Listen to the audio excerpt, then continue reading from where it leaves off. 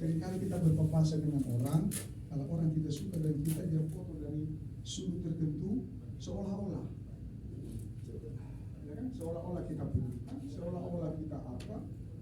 Begitu tentang sialan siapa yang kirim ini? Nah, iya. Ya, itu dia. Akhirnya Pak Cecung nggak bisa tidur siang. Tidak ada kerjaan itu. Ya, itu dia soal kondisi kita per Januari 23, tapi bisa berkembang angka-angka ini kan bisa berkembang. Nah, kalau tadi disebut bahwa Muslim Indonesia juga menghadapi jumlah tumbuhnya generasi baru mencapai 30 juta di tahun 2020. Nah, pasti masuk akal ya. Karena jumlahnya banyak, maka kalaupun ada pertambahan generasi baru kelahiran pasti dengan sendirinya kan. Jadi misalnya kalau Konghucu itu hanya 15 orang, mau lahir satu orang 50 juga sama aja, tidak akan mungkin mencapai hal yang mengkhawatirkan. Ya, sampai 100 tahun pun tidak. Gitu loh. Jadi ini sesuatu yang wajar. Nah, tetapi yang mau disebut di sini adalah jumlah generasi baru ini pada tahun diprediksi mencapai 3 dengan asumsi penduduk muslim mencapai 87. Jadi disebut di sini estimasi populasi generasi. Nah, ini memang penduduk ini bisa diproyeksi sebetulnya, bisa diproyeksi. Maka sekarang bidang kependudukan sekarang sedang berusaha kembali untuk menemukan bagaimana cara membuat 2045 itu betul-betul kuat yang disebutkan generasi emas 45. Maka sekarang yang sedang digelorakan itu adalah stunting. Karena kalau itu tidak jalan, ini bubar semua itu. Tidak akan jadi. Ya. Maka ibu calon pengantin itu perlu diberi pemahaman yang benar sekali. Ya, kalau boleh jangan dulu di usia yang muda, karena usia muda itu kalau nikah itu seperti dipaksa untuk matang, seperti pisang karbit itu kan. Ya, kalau dipaksa matang itu susah nanti di paruh waktu tertentu. Apa itu? Izin Bapak, sudah lewat 14 jam. Waduh. Gak apa-apa Pak, kita snack sebentar nanti 1/4 jam. Setelah itu? Lanjut ke timnya. Oh, sudah habis? Sudah. Sudah, sebentar saja, 5 menit. Iya Pak. Nah, ini dia contoh yang tadi soal anak-anak yang milenium. Ya, milenium. Nah, ini nanti bisa diganti yang lain terserah saja ya. Lihat. Ini kan dari sisi ini kan ketemu tadi yang saya sebut 19 tahun, 1 sampai 19 tahun kan. Ini tidak mungkin 60 ini. Ya, kalau 60 ini pasti sudah berpola. Berpola. Nah, ini masih kencang. 17 tahun. 17 tahun ya. Milenial. Nah, ini teman-teman, mengapa urgen moderasi beragama urgen? Setidak-tidaknya ada 3 ya. Ini alasannya sebetulnya karena kita ini sangat majemuk masyarakat religius dan majemuk. Ya, kita semua ini punya agama, baik agama yang disebut sebagai diakui negara, ya, mungkin kata-kata itu tidak selalu enak di telinga, dan agama yang disebut sebagai kerohanian lokal atau agama lokal. Nah, iman, apalagi itu Permalin, kalau di Merapu, apalagi di Jawa Timur itu Jawen, ada Rabuan itu apa itu? Ada juga Rabuan di Kalimantan, di mana-mana banyak, di Sumatera juga ada. Dan itu semua diurus oleh pemerintah. Satu melalui Direktorat Jenderal Kebudayaan, ya, Pak Farid Hilmar itu yang dirjennya, satu di Kementerian Agama, ya, antara lain Direktorat Jenderal kita ini, dan satu itu Konghucu. Nah, untuk menjaga ini maka ada 3 tantangan, ya, cara pandang, kemudian klaim kebenaran, kemudian berkembangnya semangat beragama. Saudara-saudara, nanti saya ajak coba baca bukunya Kimball. Kimball, ada bukunya Kimball. Ya, Kimball ya. Kimball. Judulnya itu Ketika Agama Menjadi Bencana. Dan satu lagi kalau mau baca itu Mark Jurgens Meyer. Kalau mau baca, ya, itu akan menarik sekali, bisa tertawa sendiri, bisa sedih sendiri dan seterusnya. Nah, ini kondisi kita dan dengan moderasi kita ingin mencapai. Kemarin Pak PLT itu menyebut tiga istilah ya.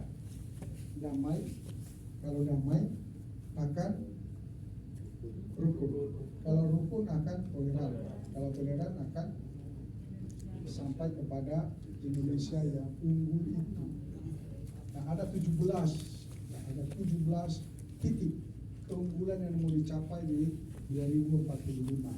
Ya, maka Bapak Ibu ikut serta di dalam. Nah, ini kemarin satu contoh orang-orang yang itu tadi, yang ekstrim-ekstrim itu, yang satu keluarga di Surabaya itu ya. Nah, itu ya bunuh diri. Sebetulnya kita baca bunuh diri, tapi itu jalan mereka mencapai nirwana mungkin ya. Ambil positifnya saja. Tapi jangan ada nanti yang ikut-ikutan. Bahkan ada pejabat otorita toh, pejabat, ya, bergabung dengan ISIS. Nah, ISIS ini kan setiap kita sebut ISIS, dengar kata ISIS, apalagi itu sepertinya ada sesuatu yang mempengaruhi kita secara negatif kan? Itu ISIS langsung seperti pengkerut kita itu. Identik dengan teroris, ya. Bahkan ada sampai sekarang saya mempunyai saya punya kerabat ya di ITB Bandung. Sampai hari ini masih susah mengembalikan kesadarannya, karena itu pengaruh itu tadi. Kan ITB itu kan terkenal kan sebagai tempat yang digunakan untuk brainwashing. Kemudian ini tadi Ibu Siti tadi sudah memberi contoh ini ya.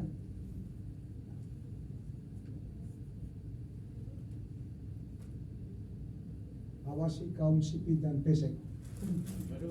Itu kan itu slogan-slogan ya, tulisan-tulisan yang bisa memicu orang untuk berbuat sesuatu. Nah, terkait dengan ini ada disebut dengan kita ini sebetulnya sumbu pendek. Ada sumbu pendek juga penyuluh itu ada. Nah, sumbu pendek itu saya bagi dua dia, sumbu pendek yang basah dan sumbu pendek yang kering. Kalau sumbu pendek kering, begitu ada kasus langsung sikat, yang tidak memikir persoalan nanti baru dibahas.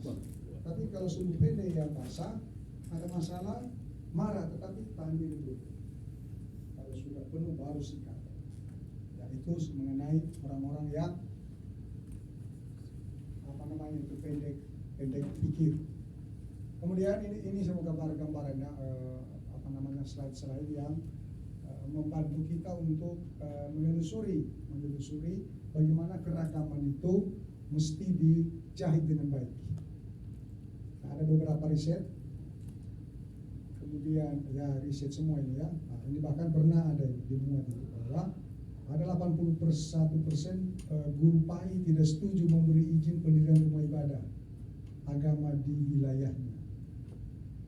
Dan dulu saya kaget ketika dikatakan di satu sekolah di Jakarta guru agama Islamnya itu 2-3 orang.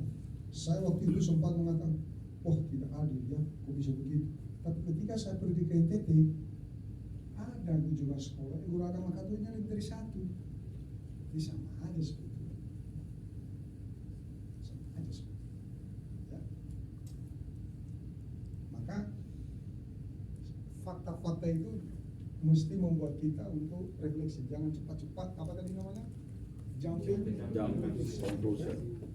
74 mereka memberi ucapan selamat, 80% tidak bersedia jika diminta menampung penghinaan. Ini diantara teman-teman Islam sendiri ini persoalan tersendiri. Kalau di kita kan agak beda ya. Kalau ada yang tidak beres, uskup, pastor ngomong begini sudah semua ikut. Kalau di Kristen masih bisa berbeda, pecah. Ya, gitu. Itu aja bedanya sebetulnya ya. Jadi kita bisa taat sampai mati. Lalu ini apa istilahnya itu? Riset-riset yang dilakukan oleh beberapa kelompok yang menjadi bahan supaya itu bisa menjadi inspirasi. Soal radikalisme dari 100 masjid 41 disebut radikal. Tapi ini jangan sampai menjadi peringatan dari Tuhan. Ya, peringatan dari ini mati ya. Iya. Belum. Hah? Tunggu waktu. Sudah sore. Karena dia kan udah putus. Jadi kita ini juga dari sisi waktu itu Biar dapat hari. ada 2 poin di waktu ya. Ada yang disebut dengan waktu kronos.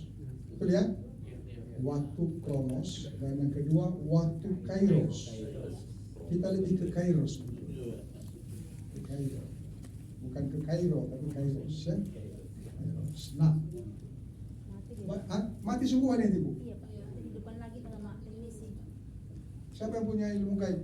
Tapi saya butuh waktu. Pak Kubus? Dia lagi Butuh waktu, Pak. lagi kenapa di Butuh waktu. butuh waktu. Butuh waktu. Waktunya lama lagi. Kalau begitu, mari kita gunakan waktu untuk Snack. snack. Oke. Kita kasih Gus. Satu, dua, tiga. Iya. Sekarang ini sudah sungguhan ini, PLN. Sekarang sudah jam 3, mungkin kita butuh waktu seperempat jam ya Bapak Ibu, 15 menit snack lalu lanjut lagi masuk ke dalam ruangan.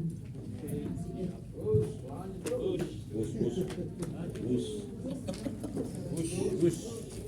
Pak Andoyo hidupnya lah. Tadi arisan.